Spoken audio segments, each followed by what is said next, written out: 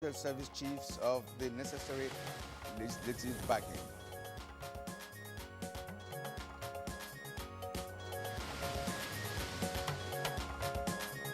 Federal Executive Council approves 20 new private universities.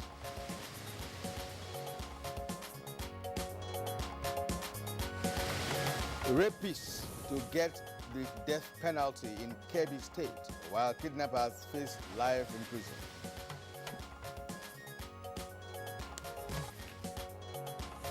On Good Morning Nigeria today, our focus is on World Cancer Day.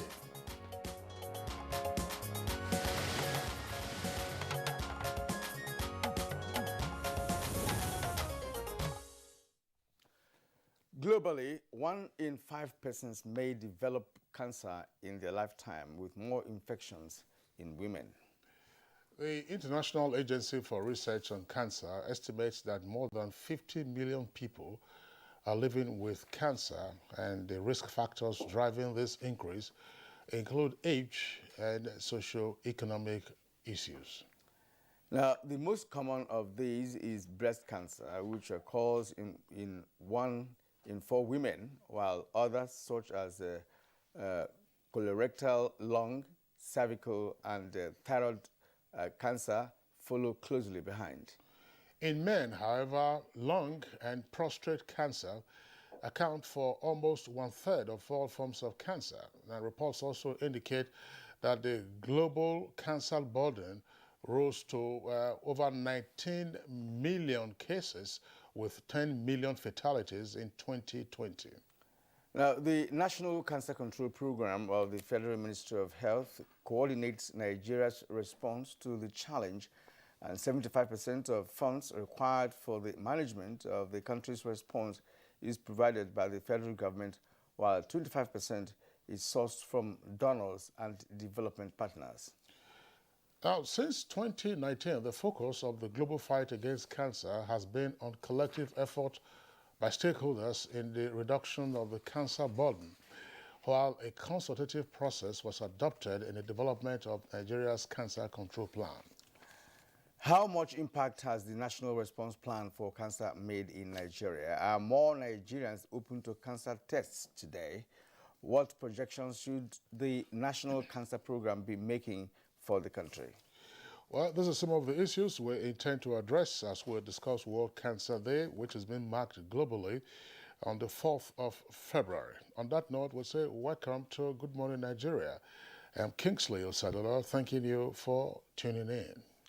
And I'm Kirian Umayo. Welcome to the program. We're reaching you live on the network service of the NTA. And as usual, we have the complimentary segment, which will include newspaper review, business, and indeed others. Now, let's join Musbao Danwahab for the morning news. Good morning, Musbao. So very good morning, Kirian and Kingsley. The news. The Speaker of the House of Representatives, Femi Gbajabiamila, is assuring the newly appointed service chiefs of the necessary legislative backing to the nation's armed forces in the task of dismantling obstacles to national security and stability for a prosperous Nigeria. The Speaker gave the assurance while speaking to journalists after an audience with President Muhammadu Buhari. House, Senate, public, and the President took his time, and he studied the situation very well, and he did it at the right time that he thought he should do it. So we're all in support of what he has done. We are all in this situation together. The National Assembly will not in any way put hurdles before the service chiefs. We will make the working environment suitable for them to be able to discharge their responsibility and discharge it very efficiently. The Federal Executive Council has approved the establishment of 20 new private universities in the country. Amongst them is Mariam Abacha American University of Nigeria, Kano. The Minister of Education, Adamu announced this while briefing journalists after the Council's meeting presided over by President Muhammadu Buhari. Approvals have also been granted towards enhancing the nation's industrialization drive, transportation, as well as aviation safety and security. They will now get their provisional licenses, which they will use for the next 3 years while we are monitoring and evaluating how they are going. The Kebbi State Attorney General and Commissioner for Justice Ajia Rahmatu Adamu Gulma says henceforth anyone convicted for rape will face the death penalty while kidnappers will get life in prison. The decision, she says, is to serve as deterrent to criminals in the state. So the idea is for it to serve as deterrent to other intending offenders. Whoever intends to commit kidnapping, because apparently some people are seeing it as a business. So if you know that this business, once I do it and I get caught and convicted, I'm going to face death sentence, I think people will think twice before they do that. In politics, Chairman, Lagos State Chapter of the All Progressives Congress, APC, Tunde Balogun says the registration and revalidation of members will enable the party have another reliable register. The state chairman gave the indication as the chapter strategizes to ensure a itch-free exercise. Registration will really be on the 9th of February, Tuesday 9th of February, and that will be next week. We are preparing for that by training people who will do the registration because new members are coming. Those who are of age now, 18 years old, have been brought in. Some have died. Those ones have been deleted by this kind of process. A mobile court sitting at the Eagle Square, Abuja, has ordered the unsealing and reopening of Wuse markets, UTC and more shopping plazas. This followed a plea of leniency entered by the traders and market management before the magistrates. We hope to maintain and continue with the process. The members of this complex will comply with the protocol. The markets have tested the very bitter pills. The mobile court is getting overstretched. So if you look at it from all perspectives here, the area is getting real serious when it comes to enforcement. In its latest statistics, the Nigeria Center for Disease Control, NCDC, has confirmed 1,138 new cases of COVID-19 in 20 states and the FCT. Lagos has 377, FCT 172, Plateau 86, Kano 84, Edo 60, Osun 47, Nasarawa 41, Imo 40, Rivers 36, Niger and Oyo State recorded 32 new cases each, while Borno has 29, Kaduna 27, Delta 18, Kwara 17, Cross River 9, Ekiti 8, Bauchi and Ogun State recorded 7 new cases each, as Sokoto 6 and Bayelsa got 3 new cases. So far, Nigeria has 134,690 confirmed cases of COVID-19, out of which 108,657 were treated and discharged, while 1,608 deaths are on record so far. And that concludes the morning news and Good Morning Nigeria. The program will continue in just a moment with Kirian and Kinsley. My dear party members, there comes a time when all good people must not only speak, but rise up and get involved in the task of improving their society. The need has never been greater than now for all Nigerians to actively contribute to the all-important task of nation building by bringing about good leadership and governance. For most citizens, their greatest weapon is their vote. Register now for your party and register when the time comes for elections. Political parties are the main vehicles under our laws through which citizens can participate in the ideals and practices of our democracy. As we have seen happening around the world, good citizens join political parties and use them to bring about the changes they desire. And therefore, endorsing the nationwide membership registration and the revalidation exercise embarked upon by our party, the All Progressive Congress, I call on patriotic Nigerians to come out during the exercise, which starts on the 26th of January, and avail themselves of the opportunity to join the APC. Thank you, and may God bless our country.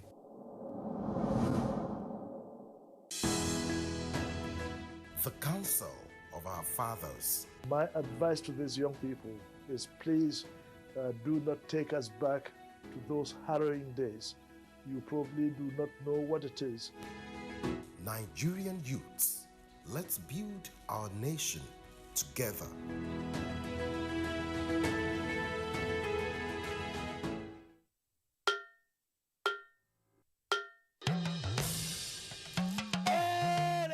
I bring you wonderful news. The village headmaster is coming back to your screen. Mo wire abi mi o wire. Teacher no more. A fẹ́ lọ wá nǹkan jẹ. Teacher jọ̀wọ́. A fẹ́ lọ wá nǹkan jẹ. Ọmọ onírẹsì ti dé. Ajebo na better school for last gidi. Not be all this on a rugged school for Ijabi. I don't know for you. Second, it's called Oja Village. Kadesi, we no happy at all. And I know that even you too, you are getting a lot of orders too. Hey, we are trying, Shao. Sweep her leg out. She was standing there. Sweep it. I love you so much. And how did I give you the impression that I was interested in that position? 50-year anniversary. You mean anniversary? I talk with that now. Not for me. Not for me because of Pamio.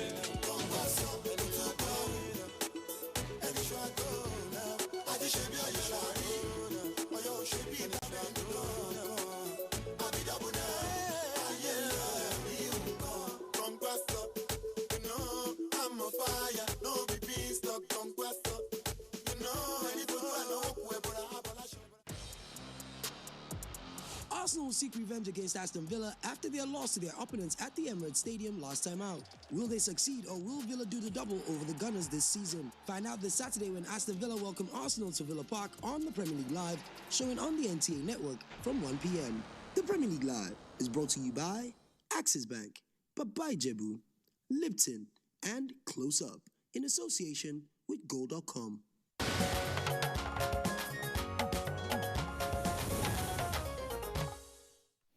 It's now time for business report, and Comforter Modu has details of developments in the economy.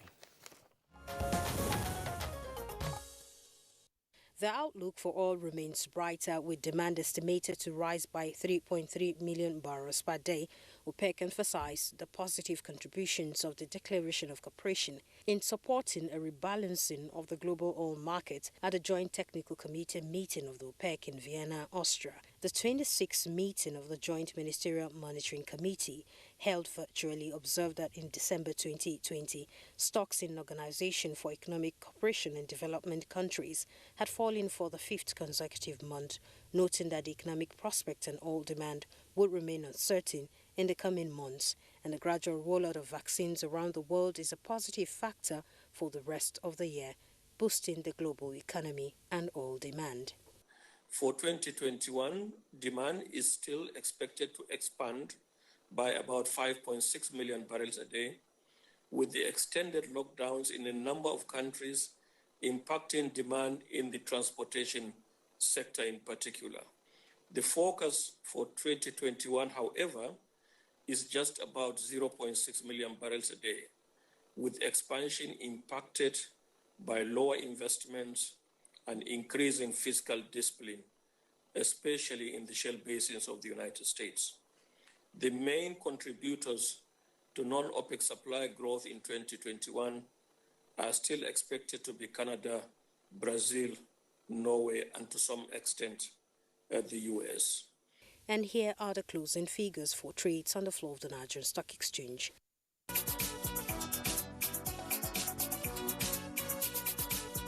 With business news, Comfort and Modu. Thank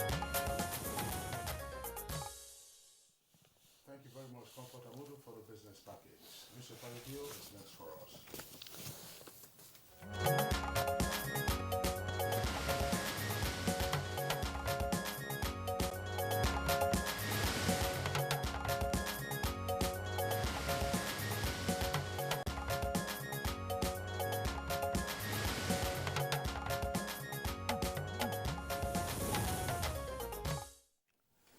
And here we have Bayo Atoebi, the GMN newspaper reviewer. Bayo, good morning and welcome.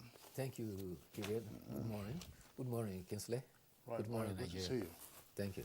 Okay, let's begin by taking a look at the front page of the Nation newspaper. And above the nameplate, it says, abductors kill U.S. returnee after ransom collection. Protesters block highway. Details on page 5. Abductors kill U.S. returnee after ransom collection. This occurred in Edo State. They were traveling from Fuga, that's Edo North, to Lagos, and their Sienna minivan was accosted by kidnappers on the bypass, and they took out all the passengers in the vehicle, typical style of the kidnappers. And while they were being marched into the forest, the victim was said to have been unable to keep pace, following from which the abductors shot him to death at that point. 63 years old, you know, he came from Atlanta for the Christmas and New Year holidays.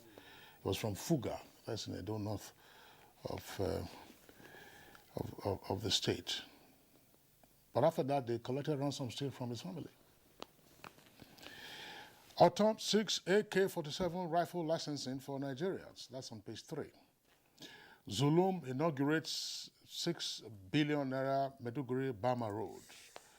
Niger youth protest incessant killings. Nigerian stocks lose 216 billion naira in 3 days.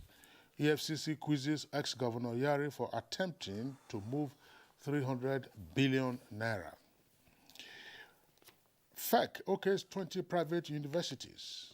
NBA begins boycott of court in Kebbi. Khan and Islamic Council to DSS go after killers and others. With a rider, secret police raise the alarm on plans to cause ethno-religious violence. And there's an excerpt from the story which is also highlighted there on the front page of the paper. And it is as follows. Terrorists, bandits, kidnappers, and other criminals are not invincible. Things are becoming increasingly complicated daily. Criminals are operating as if our security agencies are on holiday. Caretaker leadership in APC abnormal, says Akonde. That's the pioneer chair of APC's ex-interim chair, membership registration wasteful. Party, we hold Akonde and Tinubu in high esteem. No plan to feed Jonathan in 2023, says ruling party. Cancer cases double in 20 years, says WHO. That is right at the foot of the front page. And gunmen kill policeman, kidnap 3 Chinese. Details on page 6. Carry on. All right, now let's turn to the Daily Trust newspaper. Daily Trust newspaper. Now, court asked to stop Adamu from parading himself as IGP. That's on page 7. Academics express cautious optimism as federal government licenses 20 private universities. It's on page 18. APC membership registration and aberration, according to Akonde. It's on page 24. World Cancer Day. That's the kicker for the lead story. Only 3 public radiotherapy centers in Nigeria. Patients decry high treatment costs. Federal government yet to redeem care center pledge. Experts want treatment captured in NHIS. Now, the photo story is that of members of the Nigerian Union of Pensioners who are protesting non-payment of their pension arrears in Gombe State. All right, and below that we have no ethnic group should lord it over others. That's according to Majabi Amila, Speaker of the House of Representatives. Teenager wants surname changed after being raped by dad. That's unbelievable. You know, it's one of those things where I say, well, if it's in Kebbi, the man will be going for death sentence, according to what we just saw this morning. Police kills 3 bandits in Katsina. On page 6. Now, why Nigeria can't export beans to Europe? It's captured on page 17 of the Daily Trust newspaper. Let's now go to Bayo for further analysis. Thank you, Kirian. Let's draw attention to the concerns being expressed about threat to peace and peaceful coexistence in the country. The Northern Elders Forum has expressed concern over reports of ejection, threats, and attacks of herders' families and communities in some states in the south. The statement by Dr. Hakim Baba Ahmed advised the threatened herders to seek protection and resist temptation to take laws into their own hands. He says all Nigerians are enjoined to exercise restraint and not to pander to pitching citizens against one another. The Nigeria police is called upon to live up to its constitutional responsibility to detect crime and arrest and prosecute criminals, whoever they are. The Department of State has also warned that some group of persons are exploiting fault lines to cause ethno-religious violence in parts of Nigeria. Peter Afunaya, the spokesperson for the department, says intelligence showed that some moves by some groups are intended to subvert public order by first of all resorting to inciting people, unguarded and divisive statements, and acts that are pitching one set of citizens against another. The targeted states have been identified as including Sokoto, Kano, Kaduna, Plateau. Others are Rivers, Oyo, Lagos, and the southeastern states. The department warns that all should stop inflaming the embers of tribal and religious discourse and face the full wrath of the law if they persist. This is the second time the DSS is issuing a warning. It may be recalled that on January 11th, a similar warning was issued. But meanwhile, religious organizations have also reacted. The nation has indicated that the Supreme Council for Islamic Affairs, as well as Christian Association of Nigeria, have also reacted. Christian Association has challenged the DSS to quit issuing security alarms, but rather take action to apprehend and prosecute those allegedly responsible for security breaches. Media statement by Pastor Bayo Oladeji on behalf of Christian Association of Nigeria says that DSS should wake up to its statutory responsibility of bringing perpetrators of violence crimes to book. The responsibility for security breaches such as terrorism, kidnapping, banditry, and killing of innocent citizens should be apprehended and prosecuted. Meanwhile, the Speaker of the House of Representatives, Femi Gbajabiamila, has warned that no ethnic group should seek to dominate the other. He enjoyed mutual respect for each other for the sake of peace and harmony. He was speaking after meeting with President Muhammadu Buhari, and he indicated that the House of Representatives, upon resuming from their current recession, will work on legislation aimed at resolving contentious issues. On the side of the Constitution, the Senate Ad Hoc Committee on the Review of the 1999 Constitution says that the review of the Constitution will be in progress.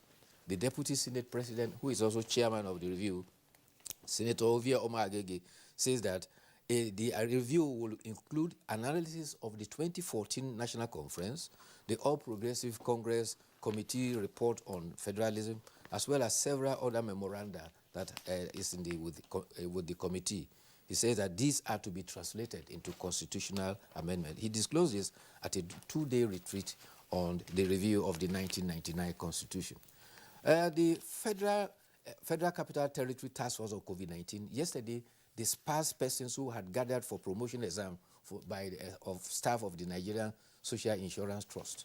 Staff from the North Central Zone covering Niger, Kwara, Kogi, and and Nasarawa State, numbering about 1,200, had gathered at an event center to sit examination.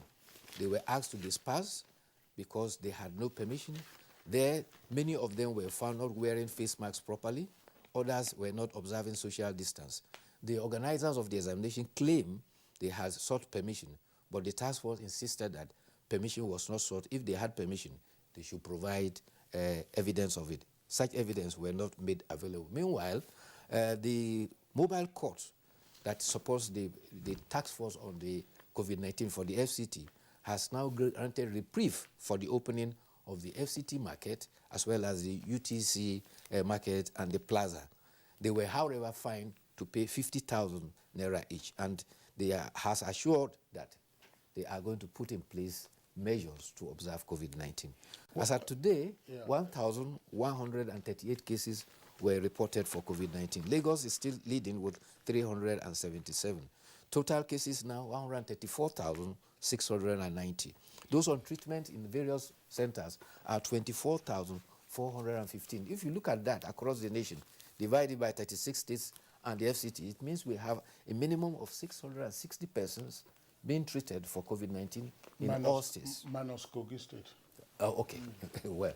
All right, Bayo, you didn't complete the aspect of the raid of the Promotion Exam Center here in the Federal Capital Territory yesterday by the FCT task force on the enforcement of COVID-19 protocols. Two directors were said to have scaled defense when the task force men arrived, because they were looking for them to say, look, who was organizing this exam, who said that you had a permit to crowd the place without social distancing and no face mask and all that. They wanted to take them away, but I think some of the union leaders, prevented that. And in the process of seeking to identify who the bosses were, there was an account that two of the bosses scaled the fence. Maybe they scaled the fence into the hotel or scaled the fence into the International Conference Center. Perhaps the identities will be disclosed later. They should have waited for the consequences. Yes. Well, it goes to emphasize the fact that we cannot take the non-pharmaceutical protocols for granted. It is put in place for our own safety. And anytime we abandon it, we are risking ourselves and other persons' safety to health. That's right. Bayo, very quickly, there's two stories here I would like us to probably just comment on briefly as well. Autumn 6 AK-47 rifle licensing for Nigerians. AK-47 is it's a high-caliber assault weapon. Yes, self-reloading automatic weapon. It's an assault weapon. It's not like a handgun, like you have a Beretta pistol or a Magnum and so on. So if Nigerians will not be carrying AK-47 all over the place? It become another America. I'm just wondering. Well, maybe in support of AK-47, as a brand, that should be carried. But if they're smaller guns or they're short guns, well, I'm not an advocate of that. But in the face of what's happening today, kidnapping here and there, kidnappers know you don't have anything. But if people are licensed to have guns, responsible people are licensed to have guns, a kidnapper will think twice before he carries out any kidnap operation, knowing full well that he could be shot down in the process. In any case, we could say that we're not matured, matured to have guns and all of that. But I'm not sure he's not totally out of point, because these days you're not sure what's going to happen to you. You can't travel anywhere across this country without being scared or being kidnapped. There's no road that is free. There's no road in this country, no highway in this country right now is free. No highway, none, not even one. So how many of us will have to fly? How many of us have the money to fly? All right. So that's the danger. Well, you see, I think the concern expressed by His Excellency the Governor is about the level of insecurity. However, even within the society, under normal circumstances, persons are granted license not for automatic weapons. It is for rifles and others that are meant for game. Even then, when security threat becomes very heightened, they are even asked to return those licenses in order not to keep the level of gun violence down. So I think there's need to be circumspect about that. The concern is about the heightened insecurity across the nation. Yeah, but I know that you are itching to raise some other issues. There's this one on the front page. FEC, yes. That's the Federal Executive Council, okays 20 private universities. You have it on page 8. Yes. My concern, of course, we have 99 private universities now with the latest round of licensing. Why, the way are we beginning to have challenges with getting the names of universities? I will give you an example. 2 of the universities that were approved yesterday, one of them is Clayton University of Nigeria, Nekede, Imo State. The other one is Mariam Abacha American University of Nigeria, Kano. In law, that's what is called passing off. Why University of Nigeria? There's only one University of Nigeria established by an act of parliament. So if you're looking for a name, first of all, I think that part of the process ought to be name search or name availability, as you would do with the Corporate Affairs Commission, so that a name doesn't closely resemble another. You could give it, the university is already here in Nigeria, so why say Clayton University of Nigeria, Nekede? If you remove the Clayton, somebody will think that it's UNN. There is only one UNN, and I'm sure you know the part of the reason why I'm being sentimental about it. I can understand. An alumnus of UNN will be sentimental about it. But it's not unconnected to the fact that it is the statutory name of the entity that applied for the license. All right, Bayo. No, but your name cannot closely resemble another. Let's end it here. Don't pass it off. Let's end it here, Kingsley. We know you are of the University of Nigeria and Suka. We agree to that. Then there's nothing in a name. Perhaps when they commence operation, we'll be able to know more about that. So on this note, I have to thank Bayo for being here this morning as always. Thank you for your analysis. We hope to see you again tomorrow for more analysis on National Dailies. This is Good Morning Nigeria on NTA. We will take a short break now. When we return, we shall be focusing our attention on the issue for this morning, which is on World Cancer Day. The Council of Our Fathers. I will urge and advise our younger generation to use talent and brain to sort out problems, not arms.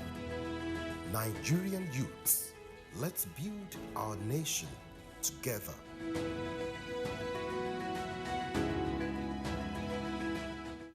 Nigerian youths are about the greatest assets the country has at the moment. It is therefore not surprising that the administration of President Muhammadu Buhari is strategically responding to the yearnings of the youth through multiple projects and programs. Youth entrepreneurship support years by Bank of Industry, the Youth Investment Fund by the CBN, and several other conditional cash transfer programs. Recruitment of 774,000 social workers, majority of whom are youths, and so many other projects that are beneficial to youths directly or indirectly.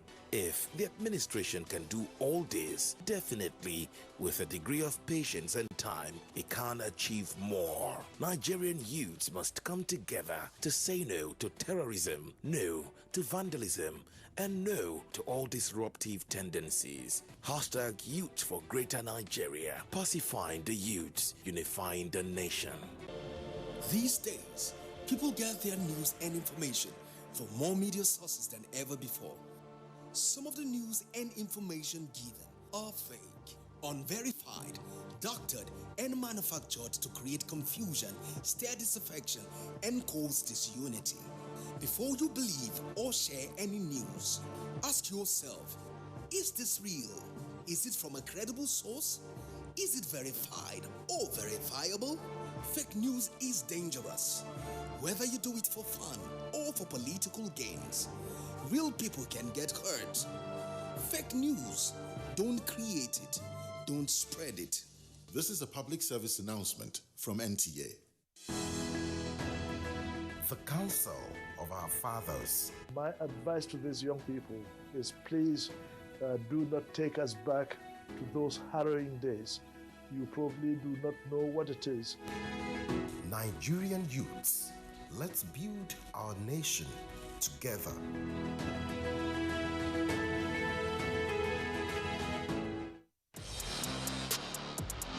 Arsenal will seek revenge against Aston Villa after their loss to their opponents at the Emirates Stadium last time out.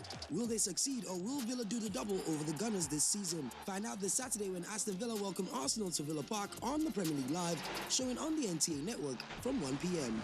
The Premier League Live is brought to you by Axis Bank, Babai Jebu, Lipton, and Close Up, in association with Gold.com.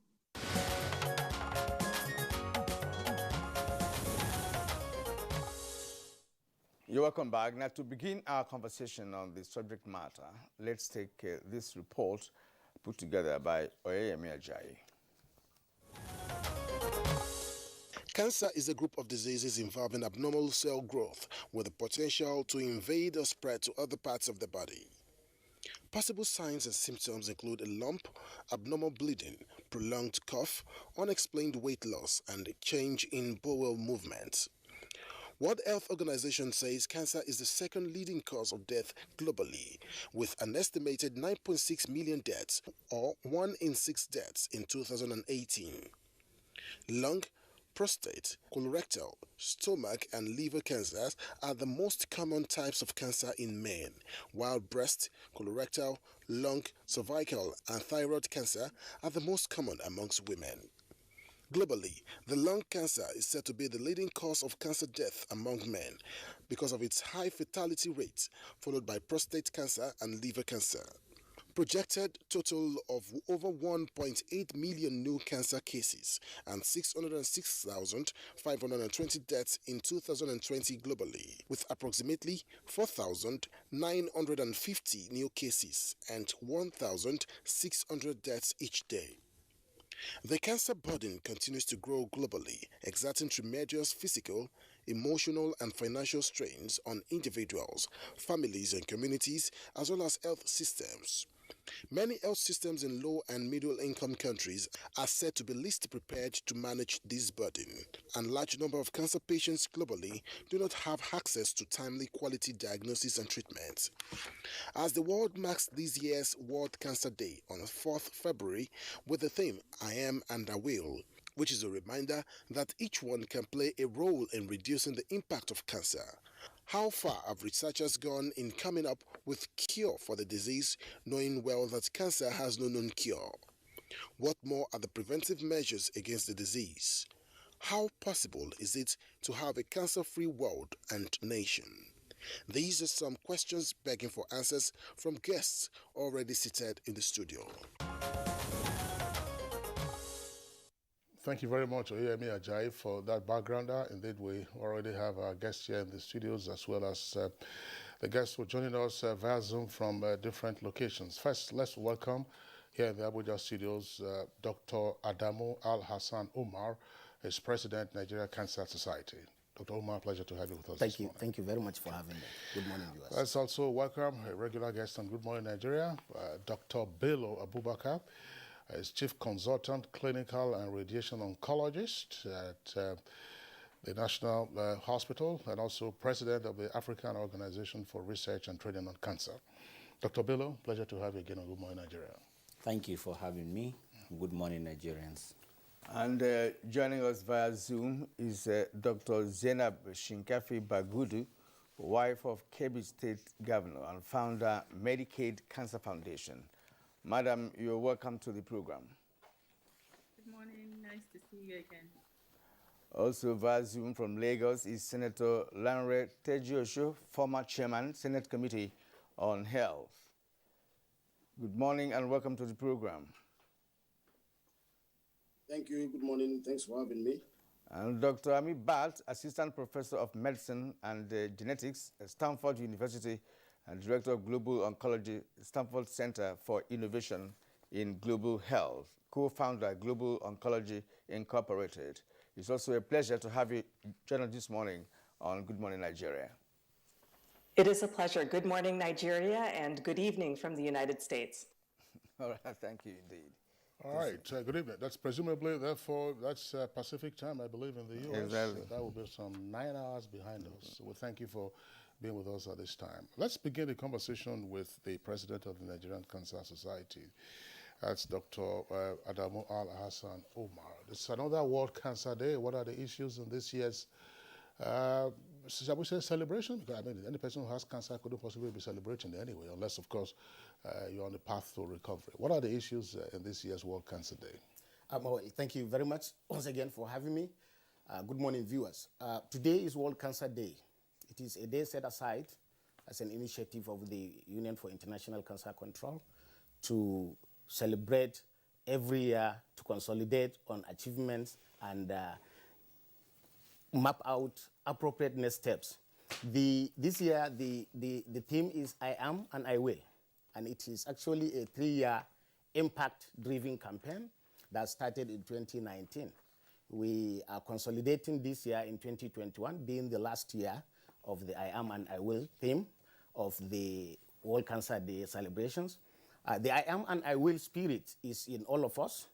It is a global call for action for all stakeholders in the cancer space, not only those working directly on cancer and cancer-related ailments, to take it as a personal responsibility to contribute, to make their voices heard, to bring out the issues, and to map out strategies on how best to complement and contribute towards cancer prevention, early detection, treatment, and care.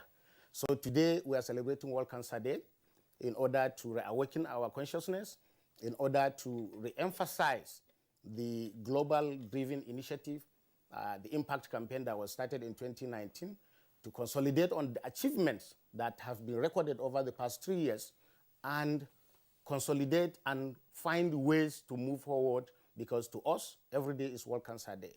And what has been recorded over the past 3 years will be used as a fulcrum as we continue to sustain the preaching of gospel on cancer prevention, early detection, and treatment. Thank you very much. All right, thank you indeed. Well, we say we celebrate cancer. I'm not sure.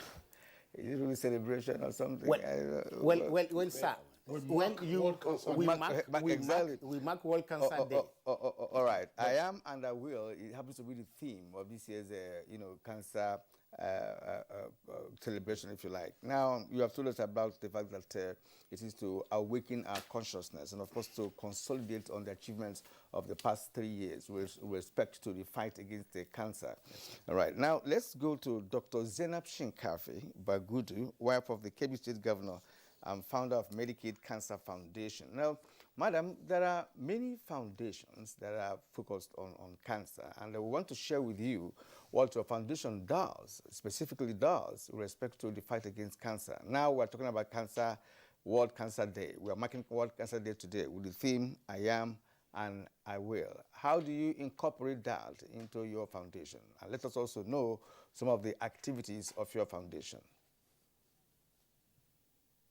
Thank you. That's a very general question. I wear many caps, one of which is I sit on the board of the UICC as a director. And like you heard from Dr. Hassan, our president, the UICC is the ultimate global body that championed the World Cancer Day. So today I'm going to wear that cap and many other ambassadorships that I hold, such as the Cervical Cancer Free Nigeria campaign. We all join hands together in the theme of the I Am and I Will, which has been the campaign for the last 3 years, to try to amplify the conversation about cancer in various ways, to influence policymakers, to influence our people, the communities in the cities and in the grassroots, to try to educate our children, youth, and even the elderly all about what cancer is, how to prevent it, and how to treat it, how to access treatment. We try to speak to the government policies so that we can have better facilities and better chemotherapy centers all over the world, particularly in low and middle income countries. And the theme of I Am, I Will, this particular year ends with together all actions matter.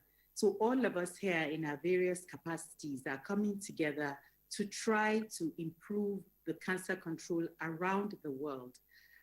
Today, we'll be visiting quite a few cancer patients, discussing some funding which we raised last year. But due to the COVID-19 pandemic, which has thrown so many challenges at every facet of health and our lives, we were unable to have our usual disbursement. So we'll be doing it today and launching the orange box. We're starting which is a method that is easily adapted to screen women for cervical cancer. There's a global strategy to try to eliminate cervical cancer. Well, it looks like the audio there is fading from the Zoom connection that we have to Her Excellency, the wife of the Governor of Kebbi State, Dr. Zainab Bagudu. Once that is cleared up, we'll get back to her to get her further thoughts on this topic. Let's also now go over to Senator Lanre Tejuosho, who is the former chairman of the Senate Committee on Health. You saw him earlier when we introduced him via Zoom. Senator Lanre Tejuosho, well, this is the last year, as it were, for the I Am, I Will celebration. And as the president of the Nigerian Cancer Society indicated, we're looking at some of the accomplishments that have been made since the rollout of the theme in 2019. What would you say for us in Nigeria have been the milestones in seeking to realize the objectives of the theme of I Am and I Will, particularly from the legislative point of view? Yes.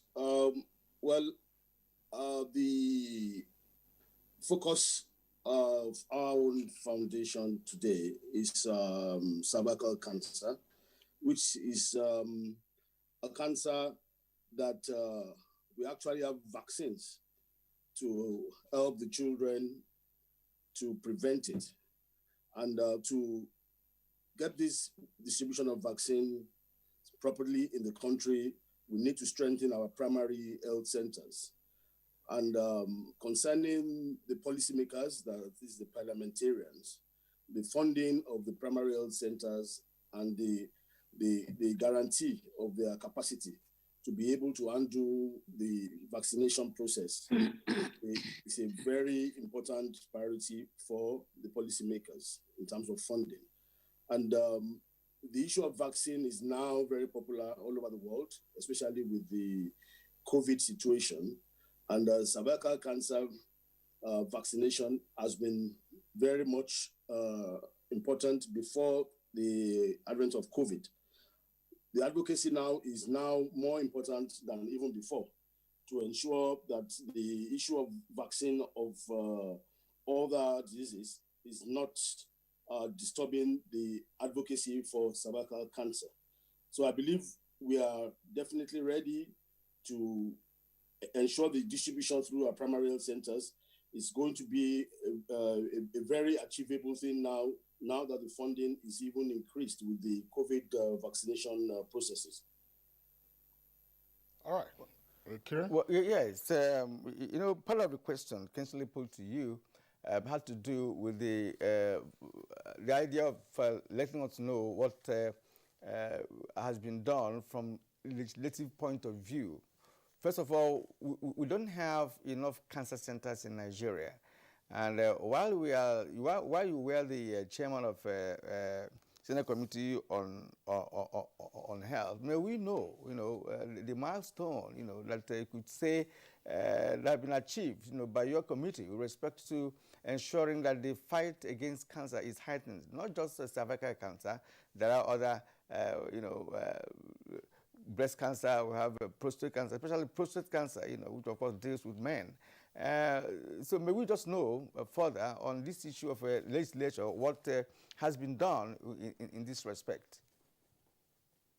Well, for your information, I'm not the chairman of the committee now. I left 2019 May. All I can say is the budgeting for the Ministry of Health to make sure that they strengthen their response to cancer in the country I think it has been properly documented in the new budget for 2021 and I think 2022, even though the situation of the COVID emergency has made it difficult for them to implement. So I believe on paper, the Ministry of Health is very ready to advocate and also to prevent the issue of cancer generally in terms of the cancer centers that are being introduced in the country. Thank you, Senator Teju Osho. We'll come back to you to discuss more fully on cervical cancer and what your foundation is doing. Let's also now join via Zoom Dr. Ami Bat, whom we earlier introduced, an assistant professor of medicine and genetics at Stanford University. Dr. Bat, I would like also to have your evaluation of the milestones since 2019 on I Am, I Will theme for the World Cancer Day celebration. And this is particularly critical against the background of what the world has experienced since last year. We've often heard that one of the accelerators of fatalities in COVID-19 is the so-called morbidity, one of which is cancer. It appears that this has tended to be a dampener on whatever milestones might have been accomplished in the fight against cancer globally. What are your thoughts? I think this is an excellent question. As of 2019, Nigeria had a fantastic national cancer control plan that had been pulled together by many different factions, many different parties, and it intended to try and improve outcomes related to cancer, both through cancer prevention, which we heard about from Senator Teju Osho, in the form of methods such as HPV vaccination, all the way up to strengthening the healthcare systems to enable proper cancer care.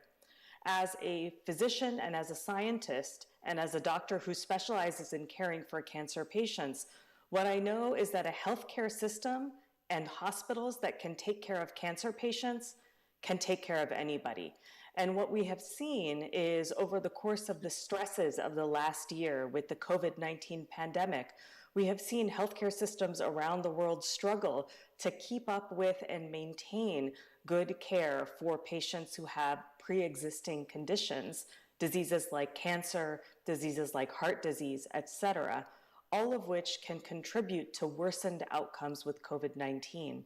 So now more than ever, it is critical that we provide great cancer care to our patients, but also great primary care. Those two are not at odds with one another. One of the things that I like to remind everybody is that doing things like trying to prevent cervical cancer, as we are trying to do in the Cervical Cancer Free campaign, really is not only life-saving, it's also cost-saving in the long run for healthcare systems. And so these are some of the ideas that we're trying to bring to the table. I think one thing that has been highlighted tremendously by the COVID-19 pandemic is the importance of educating our general public about health. It is important that every single one of you at home knows about issues that affect your health. And over the last year, you have learned so much more about your health because of the COVID-19 pandemic. So our campaign and the campaigns of others, including the Nigerian Cancer Society, UICC, the nonprofit I organize, Global Oncology, we all aim to educate the public and give them knowledge, because knowledge about cancer is really power. Well, Doctor, I'm just being curious here. The fact that cancer has lived with man for decades, yet there's no known cure for cancer. To some lay persons, we've felt that, look, has science actually failed in this respect? Why is it that we have not been able to find a way out to deal with cancer? Now, there's also an apparent rise in cancer cases and deaths globally, especially in developing nations. Now, and again, this one is specific. Why is breast cancer still the most commonly diagnosed cancer today globally? Excellent question. So, you brought up some very good points, which is there are some cancers that can be cured, and there are other cancers that are not curable. There are cancers that we can prevent through screening and through vaccines, and there are cancers that we can't prevent. So one thing that I want to remind the lay public is that cancer is not just one disease. Cancer of the breast is very different than cancer of the prostate, which is very different than cancer of the cervix. To your question about breast cancer, why are we seeing such an increasing rate of breast cancer? One of the things that we know is that cancers such as breast cancer are increasingly common as women age. And so one of the consequences of improved healthcare systems that decrease maternal mortality, for example, when women die in the early years, often during childbirth, one of the consequences of that is population's age, which means we have more women and men who make it into their 60s and their 70s and their 80s even. And cancers such as breast cancer definitely increase with age. There are probably also other lifestyle factors, such as the foods we eat, our lifestyle, that are probably contributing to these increased rates as well. All right, thank you very much, Dr. Bhatt. We'll come back to you in the course of the conversation. Let's bring in now Dr. Bello, who, as I said earlier, is a regular guest on Good Morning Nigeria, discussing matters relating to cancer in particular. Dr. Bello, what is your evaluation of the I Am, I Will theme 3 years on for us in Nigeria? And based on your experience on the African continent, are we lagging behind or are we ahead in terms of seeking to contain the scourge of cancer? Thank you very much, Kingsley. That's a very good question, and it's important we look at the last 3 years and say exactly in Nigeria where have we been and where are we today. And to be fair to Dr. Tejiosho, one of the key things that he was able to actually do was to make sure that they pass a bill that made it possible for the establishment of the National Cancer Institute, or the National Institute for Research and Treatment of Cancer. That bill has already been assented to by the president since 2017. Unfortunately, it has not yet been established, but he was able to fast forward that, to his credit, really. When you look at the narratives in the last couple of years in Nigeria especially, many things were actually proposed. We were able to establish the cancer control program. We were able to cost it. It will cost about 97 billion naira to implement. That is from prevention to diagnosis and then treatment and then palliation. We have not been able to make any fund available for the for the realization of the National Cancer Control Program. So that has been really lagging. Last couple of 4 years, I think there was an concerted effort by the Federal Ministry of Health to see that more centers are created. Unfortunately, funding has also been a problem. So when you look at the scenario where we started, I am and I will, we have not really made so much efforts, or we have not made so much improvement in terms of cancer care in this country, in the sense that when you look at the number of cancer professionals, for example, a lot of them have actually been succeeded in leaving the country. So if you look at a country of 200 million people that will require at least 3,000 cancer specialists, we have less than still 100 in this country. When you look at the kind of radiotherapy machines and the number of, say, 200 by WHO standard, we have less than 10. When you look at other diagnostic centers and pathologists, it's all something that is really worrisome. And the COVID pandemic has actually worsened the situation, because most of the funding has actually gone back to funding, to the pandemic. So a lot of the fund that would have gone to the cancer care and cancer control has actually gone back to the pandemic. You will realize that even the patients are scared of going to hospitals these days because of the fear of contacting COVID-19 infection. So if you are going to give a sincere outlook of what has happened and where we are today, we are indeed in a very precarious situation, largely because of funding. However, there are giant strides that are being made, not only for Nigeria, but globally. The plan of the World Health Organization to eliminate cervical cancer by 2030 is something that this country has taken head on, and they are putting things in place.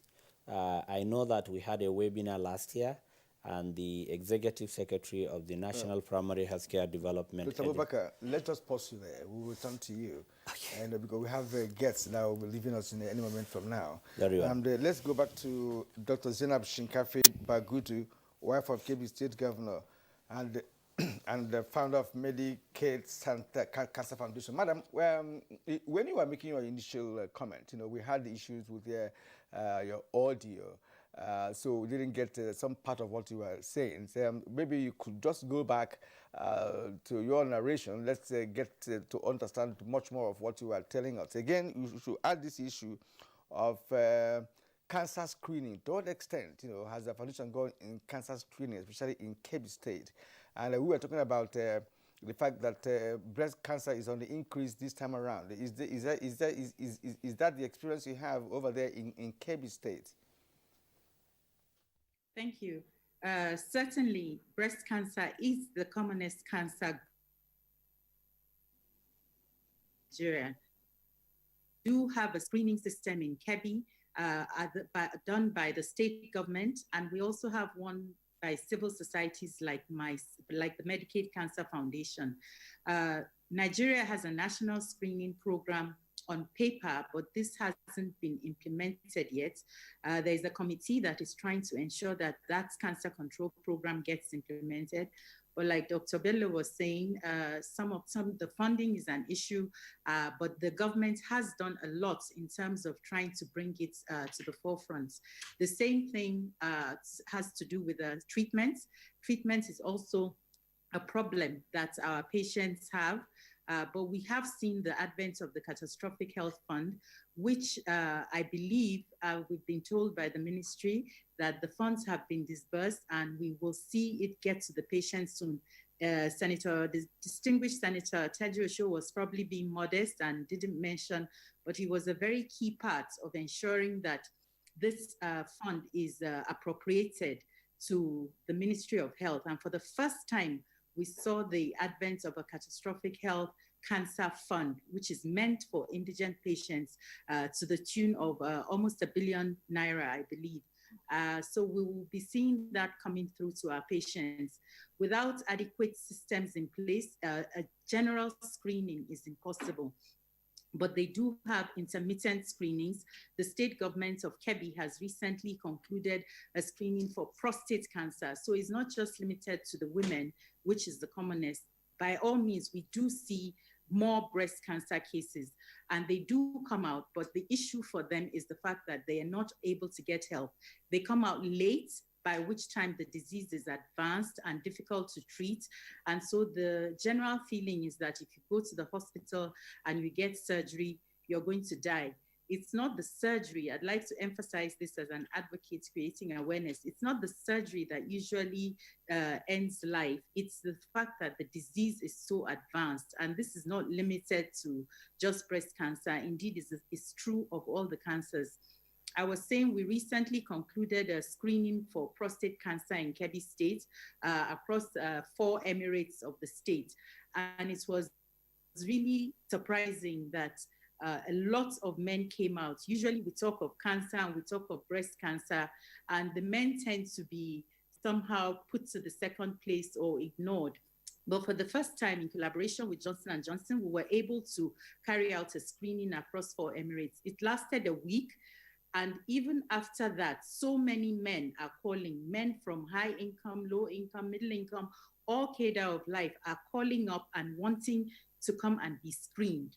And we realized that a lot of them had issues, but were not able. So I'm actually very excited about that, because I hope that since we have focused attention on the men for the first time, I'll admit, we will be able to get their buy-in to allow us to screen the women, diagnose the women more, and in fact treat them. Because as we all know, we have cultural issues. The women find it difficult to come to the hospital without the permission of their husband. So the state government is doing a lot. We have a costed state cancer control plan, one of the few in Nigeria, and we also have some funding in place to ensure that that is implemented. All right. On that note, we would like to thank you, Dr. Zainab Shinkafi Bagudu, wife of the Kebbi State Governor. You joined us via Zoom. We appreciate you being with us on the program today. Thank you. All right. So let's also go over to Senator Lanre Tejuosho, former chairman of the Senate Committee on Health. Senator Tejuosho, what has been the experience of your foundation in its outreach on cervical cancer? And that experience, of course, we would say, what has been the most challenging aspect, either in reaching patients with cervical cancer or in getting them to step forward for testing, or just sheer attitude of persons who sometimes will believe that we're probably dealing with spiritual matters rather than a medical condition? Well, my foundation is called LISDEL, and it's a legislative initiative for advocacy for sustainable development. We focus more on the parliament to ensure that the assemblies of all the states and the Senate and House of Reps, the policymakers in the health sector, they do the budgeting appropriation in a way that it has a human face. It's one thing to always turn out budgets every year, but the implementation is also a very important aspect that must be followed through. So most importantly for this cervical the cancer management, we need to ensure that all the wards in Nigeria, we have over 10,000 wards, that the primary health centers are located in all these wards, and people can, within a walking distance, go to the nearest primary health center and even just check themselves, ask simple questions as to why they have certain symptoms that may be the symptoms that would make us confirm they have some cancer developing and so on. So in terms of the reactions that we expect for any patient that has all these symptoms, if there's no institution or any center they can go to immediately, then we will just be putting things on paper that we are not implementing. So that basic implementation of having functional primary health centers is what we are focusing on to start with. Then all the other commodities that they need, they will have where they can distribute them to the potential patients. Senator Lanre Tejuosho, we thank you so much for being part of our show this morning. And of course, we wish you well in your undertakings with respect to cervical cancer. We know you are the former chairman of the Senate Committee on Health. I also want to believe that you're still in contact with those who are still there, since you are still in health business, to see how they will make it possible for us to have it a lot easier, to deal with issues such as cancer. Thank you once again for being part of our show today. Thank you for having me. All right, maybe we have to return to Dr. Bello Abubakar. We caught you a short while ago, while you were doing some analysis of the question put to you by Kingsley. Just continue from there. Okay, thank you very much. So I stopped at the point where I mentioned the issue of the cervical cancer elimination worldwide, which is an initiative of the World Health Organization. The Director General Dr. Tedros, initiated the fact that cervical cancer can actually be eliminated by 2030. And one of the key things that they want to do is in terms of prevention as well as in terms of treatment. Prevention in the sense that they hope to vaccinate at least 90% of the total female population by 2030, and also about 70% will be screened, and then about 70 will be treated. It's a very doable thing if the funding is there, but every hand must be on deck. And I want to believe that in Nigeria, just like Dr. Zainab Bagudu Shinkapi has mentioned, there are a couple of initiatives.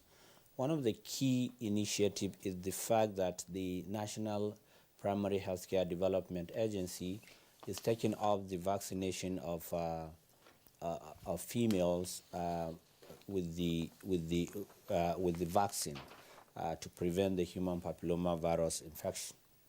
And this is very key, and we've been told that this will roll out this year in 2021. And we hope that if that is sustained, definitely we'll be seeing less and less cervical cancers. So this is one of the key things. The other thing that the Ministry of Health has also done is to procure equipment for the treatment of cervical cancer, what is called brachytherapy equipment. Already there are about 10 of them in the country, even though not all of them have been functional in the last couple of years. But it is my hope and belief that this year, those equipments will definitely be put to use so that they can actually support the treatment of cervical cancer as well as prostate cancer. So a lot is being done in the sphere of the I am and I will, but a lot also need to be done. When you look at our population, it is something that this country should declare also as an epidemic. Cancer has become an epidemic if it is not a pandemic. And we must engage also the private sectors, because I have always said that government cannot do it alone. We have to create enabling environment for entrepreneurs and businessmen to come and establish cancer centers, so that our people will stop going to India and other parts of the world. I have always said that most of the people that can afford treatments are not in this country. They travel abroad. And when they go out of this country, they don't go to government hospitals. They go to private hospitals, because those countries have created enabling environment to have health tourism. So we should be able to do that. There are a lot of bureaucratic bottlenecks in establishing radiotherapy centers, how you import them, what are the key things, and there are no tax holidays for people that want to come into this country to establish cancer centers. And we must make sure that we are able to do some of these things to support government. And if government cannot provide the enabling environment, I don't see us moving forward in terms of cancer care in this country. Dr. Bello, thank you very much. We'll come back to you in the course of the conversation. One more time, let's bring in the president of the Nigerian Cancer Society, Dr. Umar. Dr. Umar, where are we in terms of the implementation of the National Cancer Control Program? Well, thank you very much. Well, sincerely speaking, not so much has been done, but we are making progress. The National Cancer Control Desk is very active, and we are trying so much to see how we can increase on the level of our advocacy, so that we can have a very robust National Cancer Control Desk at the Ministry of Health. We were there yesterday, and we were well received. You see, it is very pertinent and important to note here that the reason why we emphasize so much on prevention, and early detection is the fact that, over 1/3 of all cancers can be prevented. Another 1/3 can be cured if detected early and properly treated. And we are talking about over 60%. And according to global statistics, over 10 million people are affected by cancers. According to the Global Current 2020 report in Nigeria alone, in 2020, about over 124,000 new cases of cancers were discovered, out of which over 78,000 cancer-related deaths have occurred. So, and these statistics are quite alarming. And we truly need to sit up. We truly need to collaborate. We truly need to involve all stakeholders. And the support and encouragement from the part of the Federal Ministry of Health is very important in this aspect. I'm glad Senator Teju Shaw, the former Chairman Senate Committee on Health, was highlighting the fact that his foundation worked closely with the legislature. And it is pertinent to note that the current National Assembly is doing a lot. Just this Monday, some cancer-related bills and some other bills were considered by the Senate Committee on Health under the leadership of Senator Dr. Ibrahim Oloregbe. And inputs were put in by a lot of stakeholders. And there is seems to be some commitment towards increasing healthcare funding in general. In the House of Representatives, the National Committee on, the National Assembly House Committee on Healthcare Services and other health-related committees of the House of Representatives are doing a lot. The international, there is currently a cancer bill that has passed through second reading, a bill that aims to establish a cancer control agency, sort of. And these are laudable improvements. These are laudable steps that we all need to consolidate. We all need to come together and forge a way forward. All right, thank you. Dr. Amibat, let's come back to you once more. For so many years now, and to be precise, about 4 years ago, the focus has been on collective action to the global cancer burden. We'd like to know how effective this has been. Now, you are the director of Global Oncology Stanford Center for Innovation in Global Health and co-founder of Global Oncology Incorporated, non-profit organizations.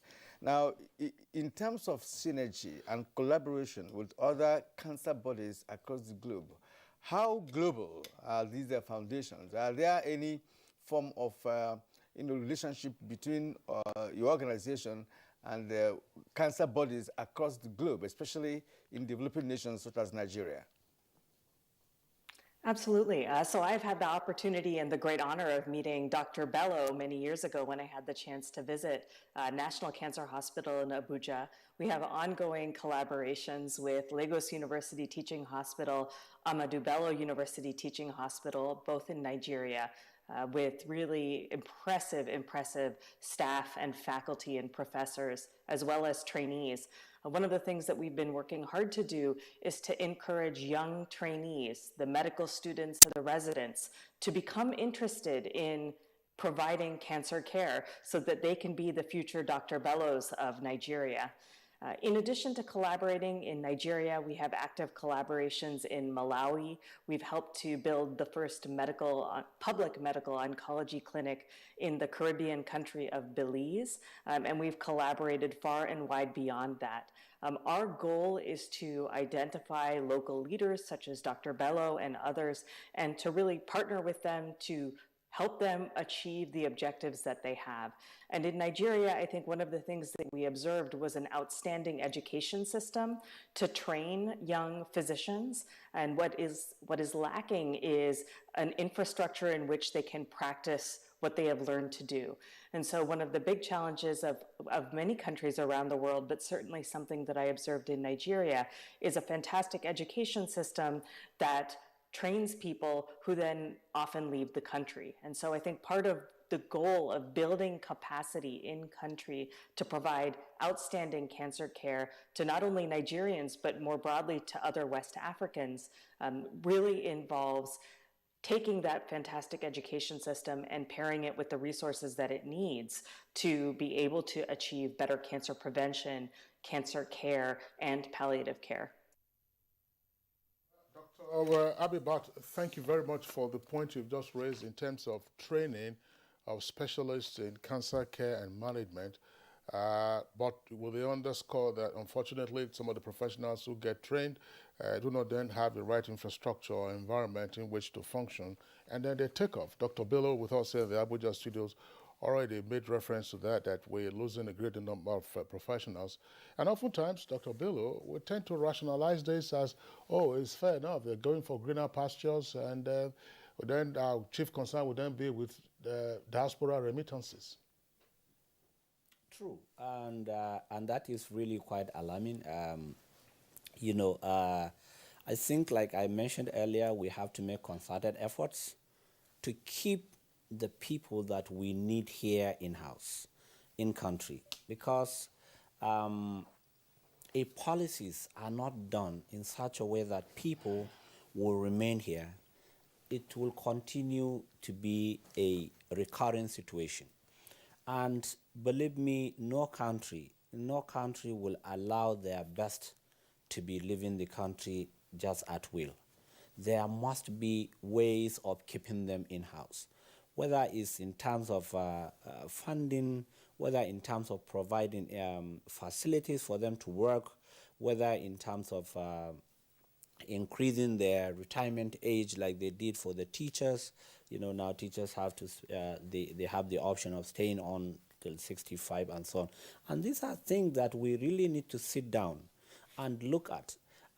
We trained about 5 oncologists in the last 5-6 years at the National Hospital. None of them is still around. They have all gone out.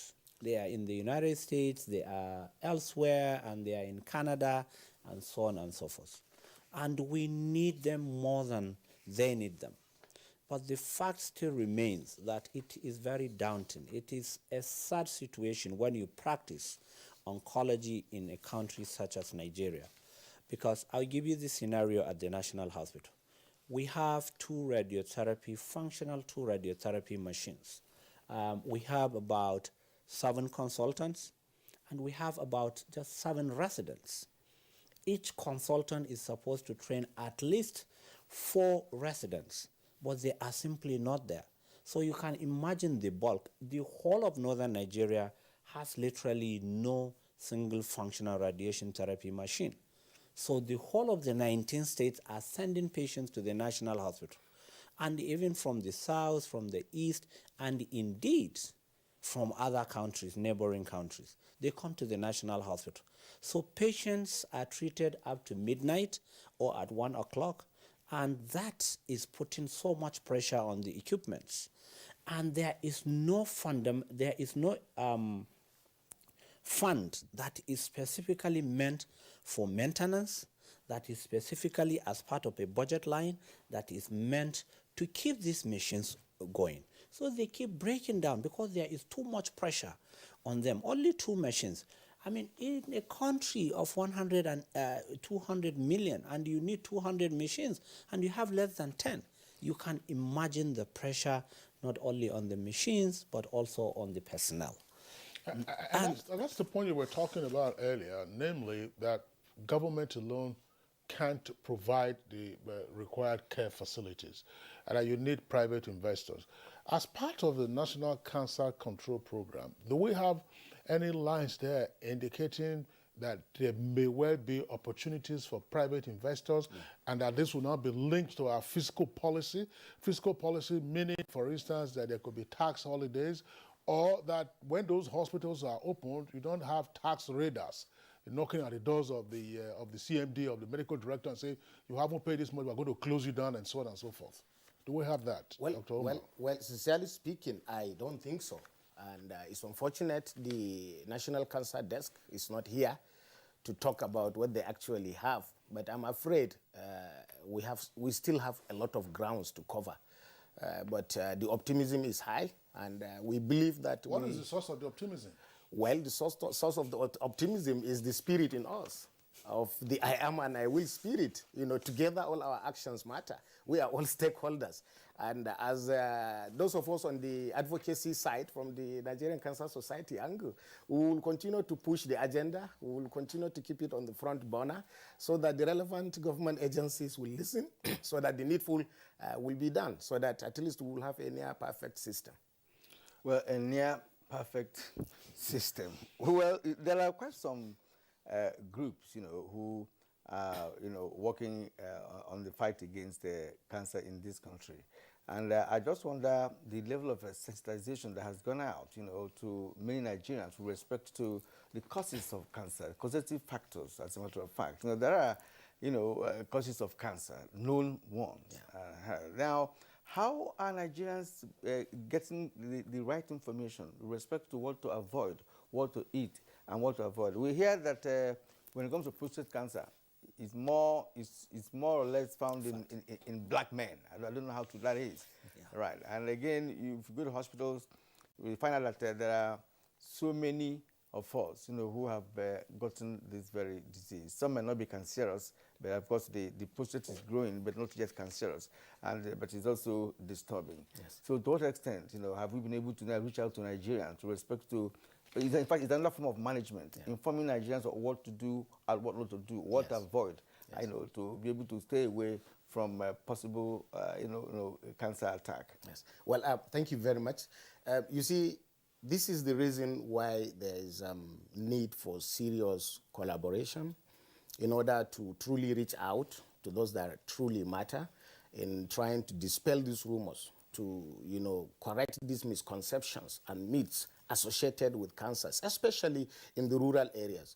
You see, the Nigerian Cancer Society is the umbrella body of all individuals and organizations that are working on cancer. And we have a lot of them in Nigeria. And to be sincere with you, our cancer NGOs in Nigeria are doing excellently well. There are a lot of them, and they are doing very well. What we lack, however, is that systemic collaboration that will bring out everything we do out in the open. And that is why the Nigerian Cancer Society is here.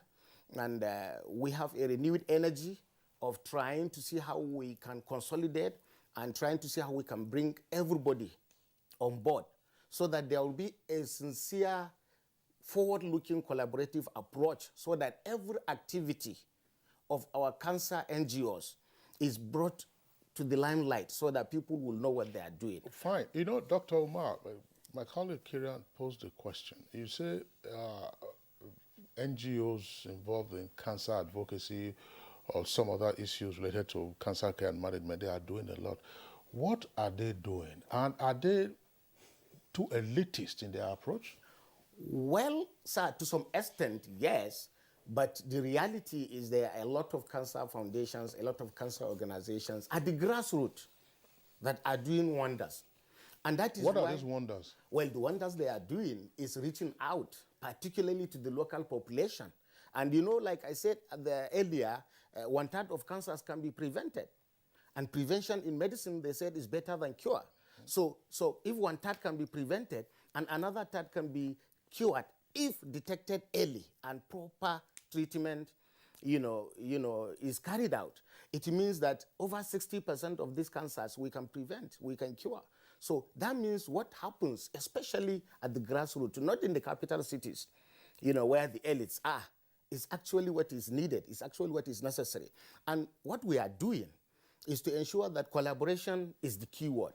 We collaborate, we come together so that all our actions will matter. There are a lot of, since the beginning of this year, January is Cervical Cancer Month, and a lot has taken place. A lot of organizations, a lot of individuals have carried out screening exercises, and a lot are still ongoing. And this is the reason why there is need for us to come together so that we can consolidate and move forward. Okay, Dr. Adamu Al-Hassan Umar, thank you very much. Dr. Bello, we've talked about breast cancer, cervical cancer, and a moment ago, Kieran raised the issue of prostate cancer. We also hear about lung cancer. What is driving the epidemic of lung cancer? Is it tobacco consumption or environmental pollution in terms of air pollution? And if so, what is it that we are doing nationally to seek to arrest those drivers of lung cancer, particularly in men? So this is very interesting, the question of lung cancer that is now becoming a very important disease in sub-Saharan Africa, including Nigeria. You know that in the 90s, there were so many legislations that are banning, the production and consumption of tobacco in most of the developed countries. So those companies and the tobacco industry moved to sub-Saharan Africa where the legislation was not so much. And as a result, they have established industries around in the name of investments, and people are consuming more cigarette smoke, tobacco. And as a result, we are likely going to have more and more lung cancer in the not distant future. But having said that, I do know that there are legislations and laws banning the consumption of tobacco in public places, even in Nigeria. But implementation has always been our problem. To implement those laws has always been key. And beyond that, when you look at the environmental factor, since industries that are built asbestos, whether they are taking all the necessary preventive measures, wearing masks and making sure that they don't just inhale asbestos and so on and so forth.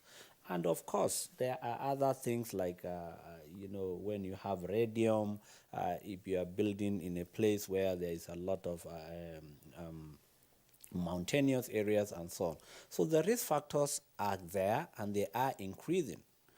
And the legislations are also there to prevent those risk factors from coming into our shows. But unfortunately, like most other things, implementation and making sure that the laws are enforced are simply not there. And we are going to be having, when I started practicing oncology over 20 years ago, the truth is that you can hardly see 1 or 2 lung cancer disease in a year. But now the prevalence is really going up, and we really need to do a lot of studies.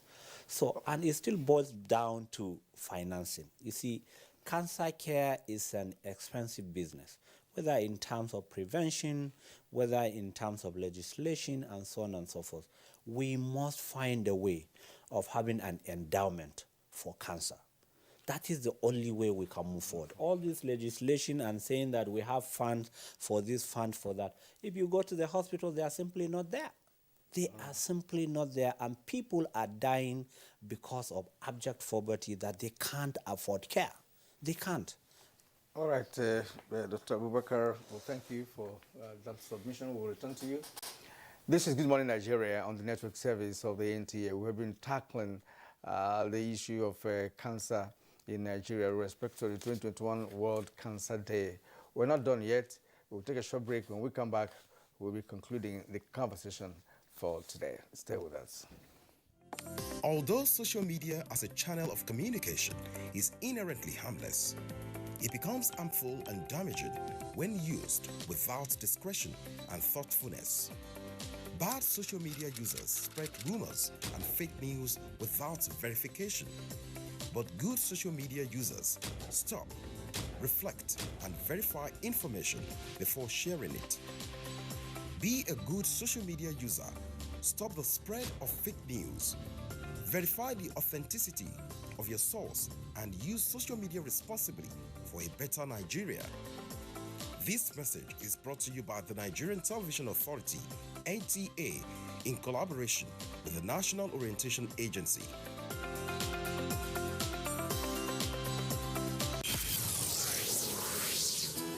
New edition of TV Guide is out with special focus on the game changer, His Excellency Governor Abdullahi Sule of Nasarawa State. Broadcasting in a digital economy, Maxwell Lobo gives an insight. This edition also features Nancy Naji of AIT, a name synonymous with business. Meet the NCDC boss, Dr. Chikwe Ihekweazu. TV Guide, your indispensable companion, also x-rays the relevance of social media in the modern society. Meet some TV professionals who have impacted their spaces and other inspiring stories in sports, entertainment, and lots more. Grab a copy at the vendor near you or NTA stations nationwide. TV Guide, your indispensable companion.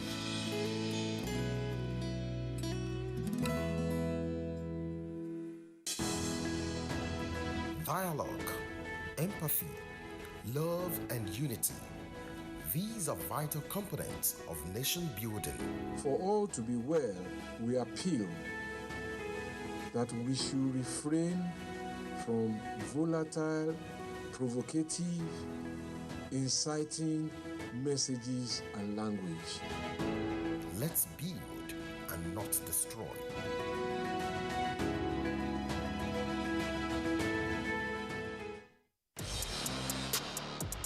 Arsenal will seek revenge against Aston Villa after their loss to their opponents at the Emirates Stadium last time out.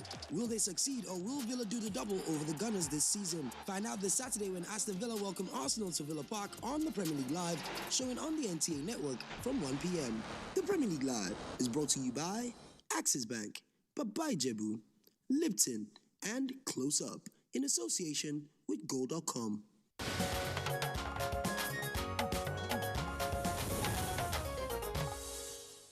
Welcome back, and it's still Good Morning Nigeria, live on the network service of Africa's largest television network, the Nigerian Television Authority.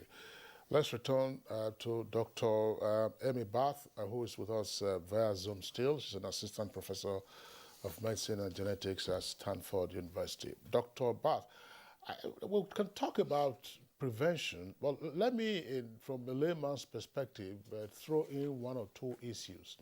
Earlier, I was asking Dr. Bello Abubakar about the incidence of lung cancer and what we are observing, say, in Nigeria and the rest of sub-Saharan Africa.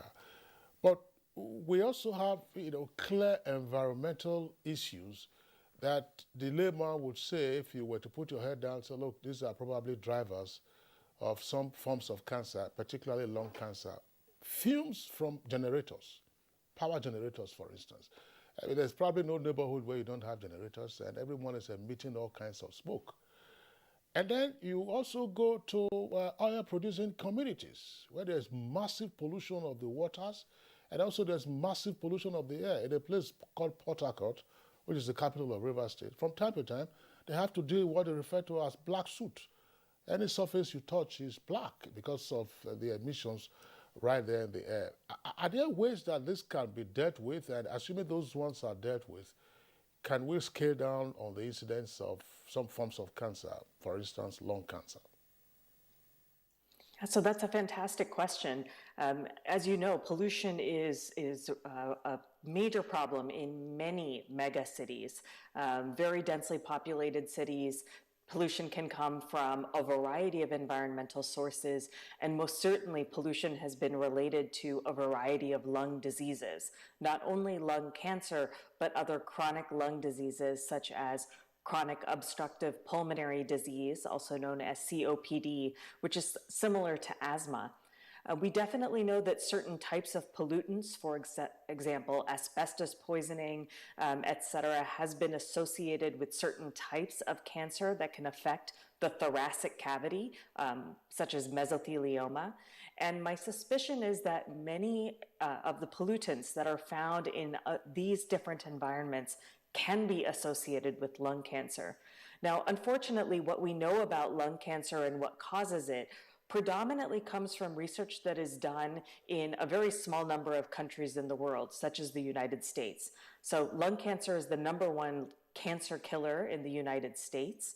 It is predominantly caused by either smoking or smoking tobacco products, or by genetic mutations that can occur either in the germline, meaning they are inherited from parent to child, or they can happen randomly.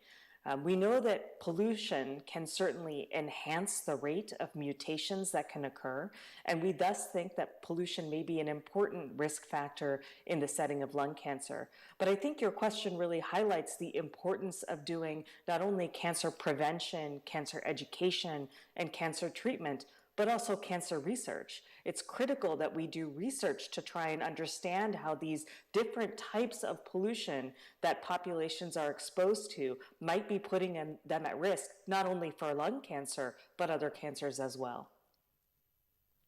Yes, thank you indeed. And back here, Dr. Bello and maybe Dr. Omar could also be, answer this question. That has to do with the research which Dr. Bad has actually raised. How much of this research takes place in Nigeria, especially when it comes to lung cancer and prostate cancer, for instance? And again, I would like to know to what extent has the treatment of prostate cancer been successful in Nigeria? We know that most times when somebody is diagnosed with a prostate cancer, if it becomes cancerous, definitely the person may not survive it. That's the common belief. But I want you to do an evaluation of treatment of prostate cancer, for instance, in Nigeria. Has that been always successful, or do we still have a lot of patients giving in to prostate cancer? So you've asked many questions actually, Kirill. But let me start by saying that early detection actually will save life. Early detection as well as early treatment will always save life. So whether it is for prostate cancer, for any other thing. So patients that present very early are cured, literally. And we have so many patients that are presented early, and that is why if we are able to implement the National Cancer Control Program, we will be detecting prostate cancer very early, and we will be saving a lot of lives. But the implementation is very difficult. One of the key things that we have on that document, which I happen to be part of it, is institutionalization of the screening program for prostate cancer, which is the PSA by the age of 40. So if that is institutionalized, every Nigerian will be encouraged from the age of 40 to just go and do a PSA. And that is almost good enough to be able to detect it early and save life. So your second part of the question has to do with research. Now, my organization, the African Organization for Research and Training in Cancer, is actually saddled with the responsibility to encourage Africans to do research in terms of cancer. And we have a very large membership of Africans that are in the diaspora. And collaboration with other institutions such as the Stanford University. Amy was here in Nigeria many, many times, and they are collaborating with different institutions to do research. We have particularly a consortium called the CAPTC. The CAPTC is spearheaded by a professor, a Nigerian professor, Professor Folakemi Odedino, who is a professor of pharmacology and research at the University of Florida. And she is day in, day out, because when you look at the treatments, most of the treatments of prostate cancer, like Amy has alluded to, the clinical trials that validated some of the drugs that are being used have not been done even on black people, not talk of Africans. There is a drug that is called abiraterone, which is one of the drugs that is being used for prostate cancer. And we have the highest prevalence of prostate cancer. But when you look at the clinical trial that validated the use of abiraterone for prostate cancer, I think there are only about 2 black people in that whole thousands of people that were involved in the clinical trial. And that is why CAPTC is looking at prostate cancer research in Africans with specific concern of Nigerians. And that has been ongoing. Very soon we are going to have that report. Then there are other research that have been done, like the 54 gene, where a consortium is looking at about 54 genes in the body that are responsible probably for some of the cancers. You know that we say that cancer is a genetic disease. So it's as a result of a mutation of a particular gene.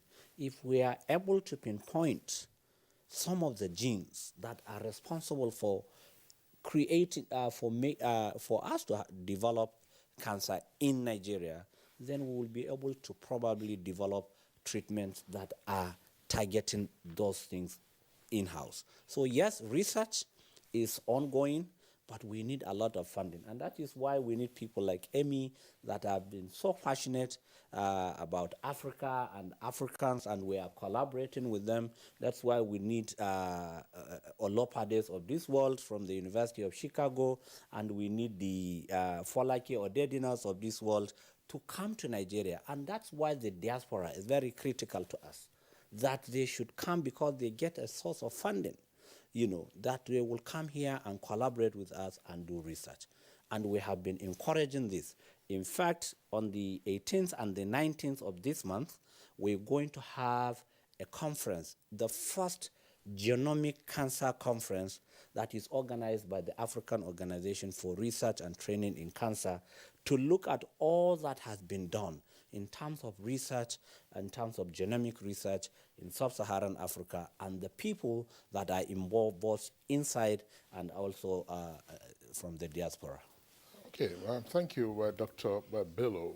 Just before we take our choice, I want to come back to Dr. Adamu Umar. Dr. Adamu Umar, earlier I threw in the question whether our focus on cancer advocacy, even the steps to take by the populace, whether the advocacy isn't too elitist. I'm asking this question against the background of some of the things that we see and that we can sometimes casually probably link to the causative factors of some forms of cancer. Let's take a look at our environment. Areas of generators, power generators. Some persons will say, oh, no, there's virtually nothing we can do about that, but a lot can be done. Yeah. But what we eat, sure. Around the FCT, there is an epidemic that is not being taken note of, or that is not even being addressed, namely artificial ripening of fruits. Sure. We have had cause to deal with that issue on Good Morning Nigeria, where fruit sellers, those who want their bananas to ripen in the next 15 minutes, use carbide to ripen it. You have seen persons who are selling garden egg, the green one, they put it in some solution, bring it out, and it is all yellow. Now mangoes are just coming out. You go to the market, you don't know which one to buy. The sellers will now be the ones telling you, okay, take this one. Yeah. Some of them are green, they're not right, but others are yellow. When you put it, when you bite it, you know that it is acid that you have taken. So what are we doing with respect to this? When people are roasting meat, they use tires, sometimes pour kerosene on it. What are we just doing with these little aspects that we can take care of about what we consume? Well, thank you very much. You see, that is part of the societal problems that we have, and that is more reason why there is serious need for attitudinal change by Nigerians, because sincerely speaking, a lot of the habits, a lot of our actions, a lot of what you see on daily basis is very unbecoming, is very unprofessional, and scientifically dangerous. And that is the reason why, as rightly put by my teacher, my senior brother, research is very important and key towards reducing the risk associated with cancers. And we in the Nigerian Cancer Society have an interest of a cancer-free world, a cancer-free Nigeria. We want to see a situation whereby fewer people get cancers in Nigeria, fewer people die from it, and those that have the disease have a better quality of life. And that can only happen when we have a serious attitudinal change, when we sustain and continue with the advocacy of trying to educate the populace on what is good and what is bad. But sincerely speaking, sir, the attitudinal behaviors of Nigerians is very worrisome, especially when it comes to very unhealthy lifestyle habits. That is what I can say on that. And to add to that, really, you see, there is no country that will not have laws. We think that when we have freedom, when we are democratic, it means we can do anything. Where your own right stops, that's where mine starts. In those days, when I was growing up, we used to have health inspectors that go around the markets, that go around everywhere. If you are building your own house, for example, say outside Lugbe, where they will say it's not yet habitable and all that, the inspector will go and make sure that you have good drainage. If not, he stops the building. All these things are no longer there. And these are the people that will be able to alert the people that will institute sanctions. We don't just have sanctions for anything that we do. So people get away with all sorts of things. And that is why it is catastrophic not to act on this kind of thing that we are talking about. If people are doing unholy things, they should be brought to books. The laws are all there, but putting them in place and putting sanctions to Nigerians is one of the key things that is not just happening. Exactly. And that is why people can just do anything. If you know that there will be sanction, you go to jail for trying to put carbide or whatever to ripen something that you know it is unhealthy. If you know you are going to jail, you will not do it. And you know that there are people. So Nigeria really does not need to have a lot of unemployment. We have so many things that we need to do in terms of getting these people back on track. If we are doing that as a nation, believe me, some of these things will stop. But we must make sanctions. We must be able to do some of these things. And you know, it's not even only in ripening fruits. Yes. There are some preservations that they use to preserve beans and other food items that we eat. They use all manner of substances, you know, for preservation. Sanctions. We should not be. They'll put sniper. You know, in grains. Exactly, you know, and potash, you know. So we have tweets here, Kingsley, and I'm not sure we have enough time to go through them, but let's see what we can do with the first set of it. We have says cancer affects millions of people in Nigeria and worldwide. Key factors that aggravate the conditions of cancer patients is poor health system, lack of specialized cancer centers, and subsidized or free treatment for the indigent cancer patients. Addressing this will help a lot. The late Jack Solomon, cancer knows no borders. This is why we must take the issue of cancer more seriously in Nigeria. There's a need for proper sensitization on the causes and prevention of cancer. Mike says, though cancer is a killer ailment, it is not a death sentence. Hope should be given to individuals with the disease by establishing cancer centers in all local government areas of the country. Governments cannot do it alone, so we call on good, loving people to donate magnanimously to this. Utulo Sunday, I place my emphasis on tobacco. Now, using any type of tobacco puts you on a collision course with cancer. Smoking has been linked to various types of cancer, including that of the lung, mouth, and kidney.